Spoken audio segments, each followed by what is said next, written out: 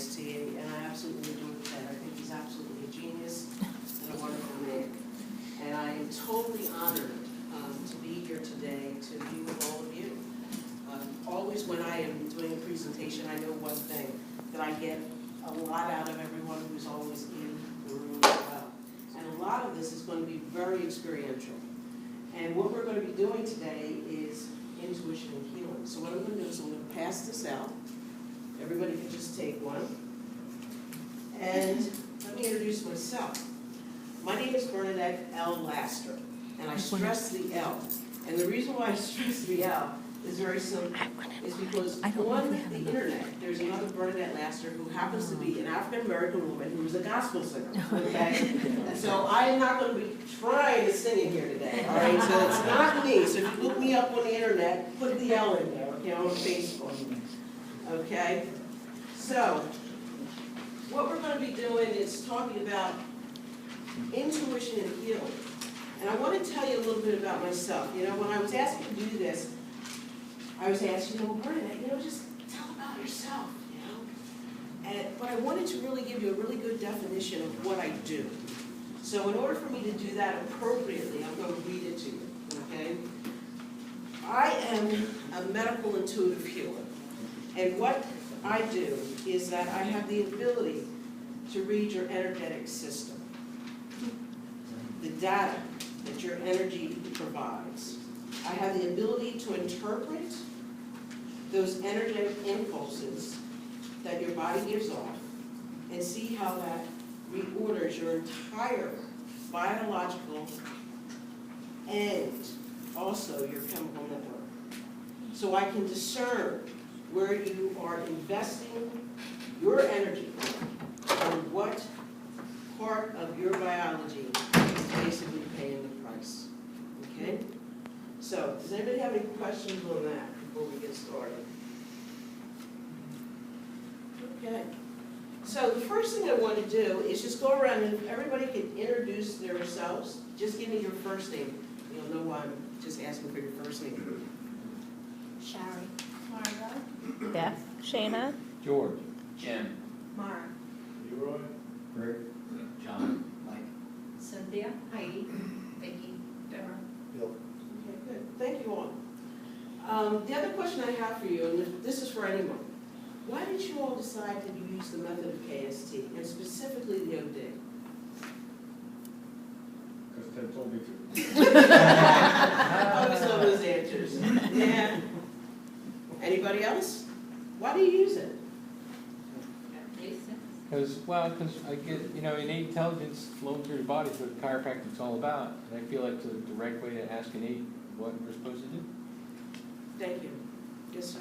I've been practicing 25 years, and I have seen an evolution in chiropractic, both technologically wise, incorporating other sciences, and I think what Ted did was actually amazing by tying a lot of things in together, and also using our innate intelligence to dictate where to adjust. I think prior to KST, we were palpating, looking for subluxations, and almost blindly entering a room where we're trying to heal the patients, whereas now we're not blind anymore. We're using the innate and correcting those subluxations, and we're using the new technology of the arthrostem. So this is like a progression in our profession, in my opinion. Excellent. Thank you for sharing that. Yes? Well, I think for me, it just allowed my intuition to just have kind of free reign. I mean, because so many times a patient would want, right, that's how I always adjust it. I just go to T4 and be like, and so it allowed me to say, you know what, okay, I can listen to that voice or whatever you want to call it, and be able to trust yourself because. Thank you. Anybody else? Yes, sir. At the beginning, I don't think I really knew why I was attracted to it, but now I can see that I was attracted to it in order to be able to feel what to do as opposed to thinking about what to do. Okay. Thank you. For anybody else like to share? I was just gonna say that, I actually went to a different seminar with Ted that was, I can't remember what, but he had just started the technique and he kind of gave an overview, and, I just happened to be one of the guinea pigs that got to be lucky enough to go up there and experience it. And as soon as I did, it was just without even, with only knowing what he said about the OD, I went back to practice and just started doing it. And it just clicked, it was awesome, and just evolved from there. Thanks. Thanks for everybody for sharing. The reason why I asked you that is because one of the things that I've heard Ted say is that you can go wide or you can go deeper. And today, what we're going to do is go a little bit deeper. And what I'm going to try to do is help you develop more of your intuitive skills. Okay? So, what I would like to share first with you is about myself. And the reason why I'm sharing this is because it gives you a history of how this intuition thing happened to me. Okay? When I was born, I was put up for adoption. And at 6 months, fortunately, I had my parents, who I consider my parents now, come and adopt me. But one of the things that they noticed was that I had eczema right off the bat. All right, eczema. So, with eczema, you're going to find out more as we go along about why I'm sharing these things with you. But it happens to be a first chakra issue.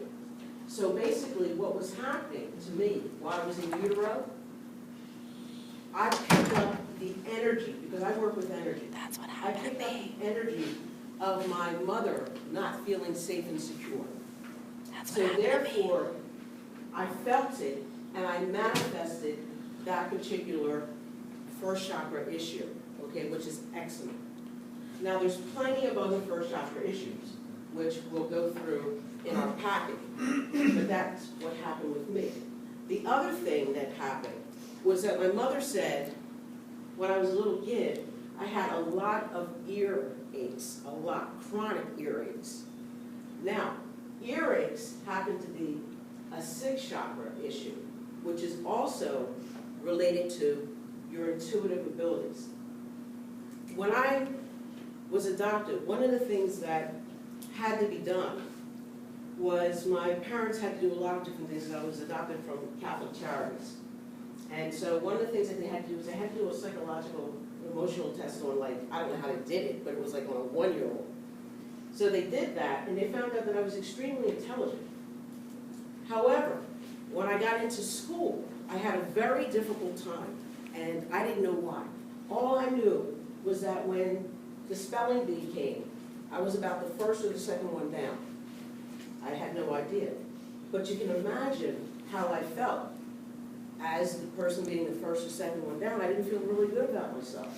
Plus, at that time, what they did was they put you in, like, I guess it would be considered like the slow learners class or something like that. I really don't know what it was, but what ended up happening was when I was in 11th grade, I found out by reading a biology book that I was dyslexic, and that was my problem.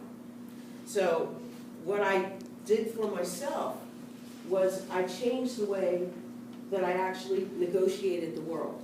I had to, because the way that they were telling me to learn, I couldn't learn that way. So I had to change, and I discovered that on my own. Later I discovered, because I was taught by 2 wonderful women, Carolyn Mace, who is a PhD, and Dr. Mona Lisa Schultz. So Mona Lisa Schultz is a neuroscientist and a psychiatrist, and she teaches medical intuition. And that's who I studied with extensively with her. We became very good friends, and she kind of like put me under a wing and all that. And what I've come to understand is that the dyslexia is part of my intuitive genius, as well as the fact that I happen to be ADD, which is also part of my intuitive genius. So, therefore, all these things that people told me that I was less than, wasn't good enough, all right, those things happen to be the very components that allow me to have the heightened awareness or intuition that I do. So that was incredible for me to find out that these things actually help and not hinder. So I hope that one of the things that you take away from here is that when you're working with people, whoever they happen to be, whether or not they have a disability or something, please look at that a little bit differently. Because I went on to college and graduated cum laude. All right, when I found out that I was dyslexic, when I changed my way of negotiating the world, I was able to manage it very, very well. So, one of the things that I'd like to do is begin with an exercise, because I think exercises are really, really good. And it's very, very simple. I'm gonna ask you to pair up with the person next to you, okay? Let's pair up with the person next to you. But I have some cards here. And what I'm gonna ask you to do is this. Shuffle these up, because I actually have put them in. Shuffle them up, and what I want you to do is just pick one. Okay, I'm gonna start here. And just pick one. Shuffle them, pick. Wait for you guys to do that.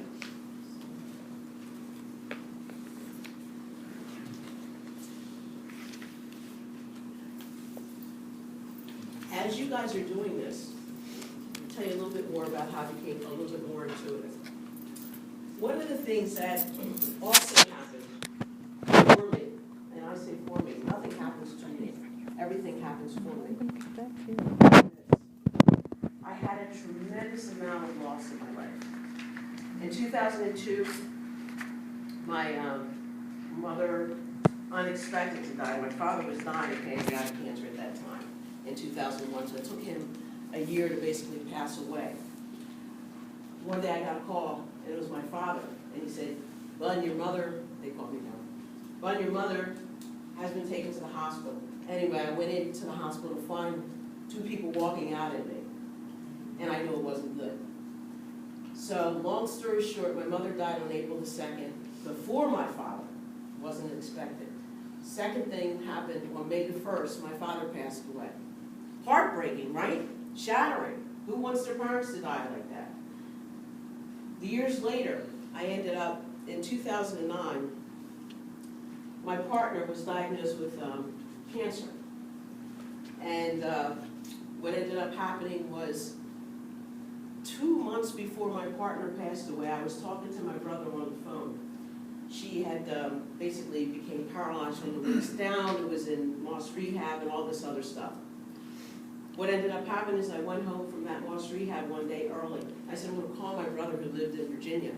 When I called my brother, we talked, we said, "Hey, how's it going, you know, what's going on?" And we said at the very end of our conversation, this is what I said at the end of my conversation with everybody who's my friend and that I love you. And I put down the phone. 2 hours later, I got a phone call saying that my brother had dropped dead of a heart attack, all right? Now, my partner's in Moss Rehab getting ready to die, all right? And then we have my brother just dying unexpectedly. So needless to say, that when my brother died on November the 8th, and then my partner died on January 22nd of 2010, I was devastated, absolutely heartbroken once again. Why am I sharing this with you? Because if you look on the front of your packets there, you're going to see one of my favorite mystic quotes. Does everybody have a packet? Neither do we. Oh, right over there, Bernadette, behind you. Oh, thank you, Beth. You're going to find one of my favorite quotes, which it says, "The wound is where the light enters you." So, when we get into this more, after everybody's got those cards, when we get into it more, what you're going to find out is that the wound, the heartbreak, the sorrow, the pain, the whatever it is, that is also a blessing and a gift. If you can transform that, that's very important to be able to transform it. Now, I had to go through a lot of healing, but what it did is because I didn't allow it to suck me down into the abyss, because it would have been very easy for me to be sucked down into the abyss. My whole entire family was wiped out, including my dog. I had to put the dog down 14 years. That was on July 22nd of 2010, so it was a tremendous amount of loss. But what it also did was it broke open my heart. It really did. And what happened was, it's something called now, for me, a cosmic heart, where I look at no one is separate. Everything is interconnected, and everything to me is about love, and it all comes from my heart. So what I have done was I've literally alchemized the pain and suffering, and actually do something else called the Philadelphia Death Cafe. So if you ever hear about it, I'm the one behind it, and check out the Facebook page. But it is true. It is what Rumi says, the wound is where the light enters you. If you can become aware of the gifts that you are receiving. Okay? So, does everybody have a card? All right? Pair up with a person. All right? Don't look at it yet. Just pair up. Okay? Pair up with somebody. Okay? Don't look at it yet. All right? So if you looked at it, it's okay. All right? No, it's all right. No problems. No problems here. Okay? All right. So what I want you to do is turn that card over and read it to yourself first. Just take it in and read it to yourself first. Okay? And then I want you to pair up with your partner and talk about how does that relate to you, or does it relate to you at all.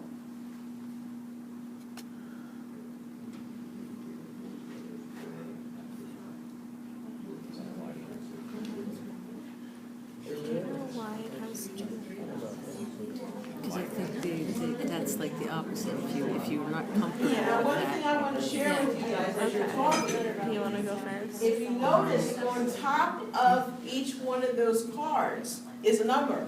You see the number? Yeah. Okay. Each one of these cards relates to a particular chakra. Okay. On I top. would say for me about mine that You should read it to me first. inside of me is a passionate, loving person who others